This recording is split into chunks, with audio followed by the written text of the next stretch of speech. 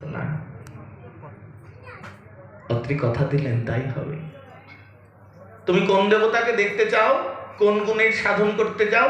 সত্য রজতম তিনটে গুণের বিচারে তিনজন দেবতা, ব্রহ্মা বিষ্ণু মহেশ। একজন সৃষ্টি করেন, একজন পালন করেন, একজন সংহার করেন। অনুসূয়া তিনজন দেবতারই উপাসনা করবেন। বেশ, তিনজন দেবতার উপাসনা করবেন। তিনটি মন্ত্রে দীক্ষা হয়েছে, তিনজন দেবতাকেই ধ্যান জপ করেন। আচ্ছা, ভগবানকে পেতে গেলে, দেবতার প্রসন্নতা অর্জন করতে গেলে কি প্রয়োজন? আমরা তো জানি কোন দেবতা কি ভালোবাসে, বাজার থেকে কিনে এনে টপাস করে দিয়ে দেবো, দেবতা খুশি হয়ে যাবেন। পাকা পেঁপে, কমলা লেবু, ছানা ওনাকে দিলে উনি খুশি হয়ে যাবেন। অত্রি বললেন, শোনো, ইষ্টকে প্রসন্ন করতে গেলে ইষ্টের পূজা করা প্রয়োজন। পূজা মানেই তো উপকরণ। বলছেন না, যেন তেন প্রকারেণ যশ কশ্যপ দেহিনা সন্ত সংজনিত প্রাজ্ঞ তদেব ঈশ্বর পূজনা। প্রাজ্ঞ ব্যক্তিত্ব যে কোনো প্রকার, যে কোনো দেহধারী জীবাত্মার সন্তোষের যে প্রয়াস করেন তার নামই ঈশ্বরের পূজা। তুমি ঈশ্বরের পূজা করবে, মন্ত্র জপ করবে, তাতে সিদ্ধি হবে। জপাত সিদ্ধি, জপাত সিদ্ধি, জপাত সিদ্ধি নিরন্তরম, জপাত সিদ্ধি, জপাত সিদ্ধি, জপাত সিদ্ধি ন সংশয়। মনে কখনো সংশয় রাখবে না যে এই মন্ত্র আমাকে ইষ্ট দেবে কিনা। সিদ্ধায় সিদ্ধ মন্ত্রায়, এই বিশ্বাস নিয়ে মন্ত্র জপ। মন্ত্র হচ্ছে দেবতার মন্ত্র বীজ। একটা বীজের মধ্যে যেমন বিরাট বৃক্ষ নিহিত থাকে, শুধু সময়ের অপেক্ষা, পরিচর্যার অপেক্ষা। একটা আমের আটি মা, একটা আমের আটি, শুধু আম নয়, যে কোনো ফলের দানার আটি, তাকে সযত্নে যদি লালন করা যায়, গোটা বছরের অপেক্ষা, ওটাই একটা বৃক্ষ হয়। শাখা প্রশাখা, পত্র পল্লব, কলিকা, পুষ্প, ফল, রসপুষ্ট রস সংযত ফল ওই বীজ আমাদের দিতে পারে। অগণিত বীজ, অগণিত ফল দিতে পারে, শুধু যদি একটু পরিচর্যা করি। তা আমাকেও বীজ দেওয়া হয়েছে, আমরা বীজ মন্ত্র জপি না? চরিতামৃত বলছেন, ব্রহ্মাণ্ড ভ্রমিতে কোনো ভাগ্যবানে জীব গুরুকৃষ্ণ প্রসাদে পায় ভক্তিলতা বীজ। মালি হইয়া সেই বীজ করিবে রোপণ, শ্রবণ কীর্তন জলে করিবে সিঞ্চন।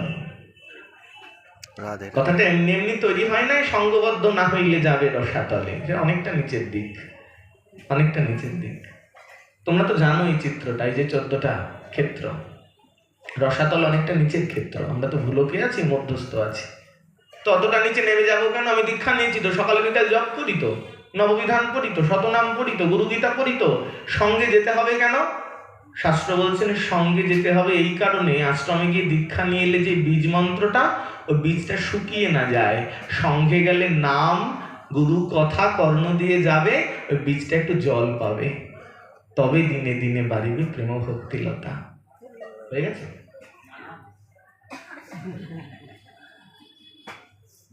তাই সঙ্ঘ, সাধু সঙ্গ, সৎসঙ্গ, হরিকথা, হরিনাম, কৃষ্ণ ভক্তি জন্মমূল হয় সাধু সঙ্গ।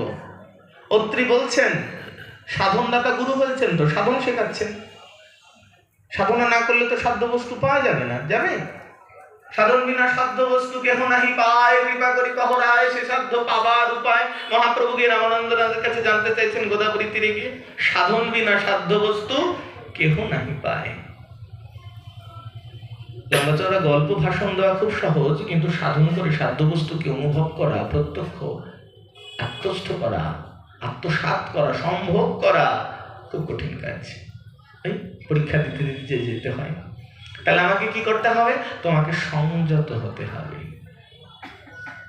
সংযমতা পালন করতে হবে। কোথায়? আহারে বিহারে, চলনে গমনে বাচনে, সবেতে সকল ইন্দ্রিয় দ্বার যেন সংযত থাকে। বেশ, আহার সংযত করবো আমরা। আহার সংযমতা মানেই মনে করি তেল ঝাল ফোড়ন খাওয়া যাবে না, দ্বিপাত্র হওয়া যাবে না, এক পাত্রে হবিষ্যান্ন, দেহটাকে বাঁচানোর জন্য হবিষ্যান্নের উল্লেখ আছে, এটা সংযমের দিন খেতে হয়, তাই না? দীক্ষার একদিন সংযম করো, উপর শিবরাত্রির আগের দিন সংযম করো। কি সুন্দর গোবিন্দভোগ চাল আর চন্দ্রমুখী আলু, কি ভালো। কিন্তু অনুসূয়া বললেন সংযমতা মানে ইন্দ্রিয় তৃপ্তির দ্বারে একটা শাসন জারি করা। আমাদের শরীরে যা কিছু যায় চার ভাবে যায়, চর্ব চুষ্য লেহ্য পেয়, চিবিয়ে চুষে চেটে পান করে। তিনি বললেন আমি প্রথম তিনটি বাদ দিয়ে দিলাম, আজ থেকে চিবিয়ে কিছু খাবো না, চুষে কিছু খাবো না, চেটে কিছু খাবো না, শুধু দেহটাকে বাঁচিয়ে রাখার জন্য একটু পান করবো। পয়ব্রত, শুধু পান করে ব্রত রক্ষা হবে। দেহটা যেন বেঁচে থাকে, মরে না যায়, মরে গেলে তো সাধন হবে